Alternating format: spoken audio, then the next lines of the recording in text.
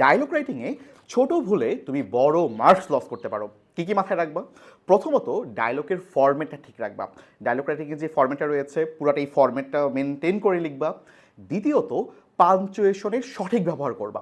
যেখানে যেখানে আমার যেই পাঞ্চুয়েশন দরকার এগুলো প্রপার ইউজ করবা।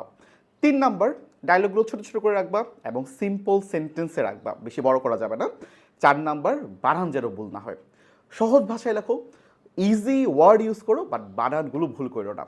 চলো তোমাদেরকে এখন 15টা ডায়লগের সাজেশন দিয়ে দিব এবং যে যে কথাগুলো বললাম এগুলো প্রপার এক্সপ্লেনেশনও দেখাই দেবো উদাহরণ সহ। যে কোনো ডায়লগ রাইটিংয়ের জন্য একটা ফর্মুলা মনে রাখো। প্রথমে গ্রিটিং দিয়ে শুরু করবা, তারপর তোমার টপিকটা তুলবা, যে টপিকটা তোমার কোশ্চেনে দেওয়া আছে, তারপর ওই টপিক রিলেটেড বেশ কিছু পয়েন্ট তুমি তুলবা, এটাকে আমার মেইন পয়েন্ট বলতে পারি। 4 নাম্বারে ওই টপিকের সলিউশন যদি থাকে, কিছু সলিউশন যদি থাকে বা তুমি কিছু অ্যাডভাইস দিতে চাও এটা দিবা। এবং 5 নাম্বারে ending goodbye thank you বলে বিদায় নিয়ে নিবা। তারপর পয়েন্টটা মনে রাখবা, greeting, topic, main points, solution অথবা অ্যাডভাইস, 5 নাম্বারে হচ্ছে এন্ডিং।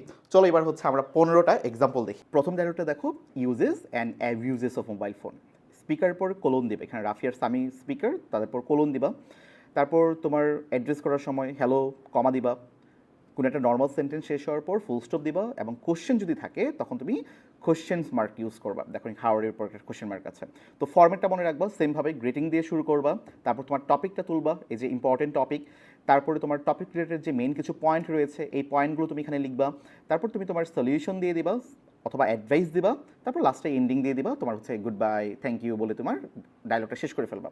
এই সেম ফরম্যাটে তোমার সবগুলো ডায়লগ হবে এবং ট্রাই করবা ডায়লগগুলো যেন তুমি হচ্ছে 12 থেকে 14টা পেয়ারের মধ্যে লিখতে পারো। তার মানে কত লাইন হবে? 24 থেকে 28টা লাইনের মধ্যে যদি লিখতে পারো তাহলে হচ্ছে তোমার বেটার।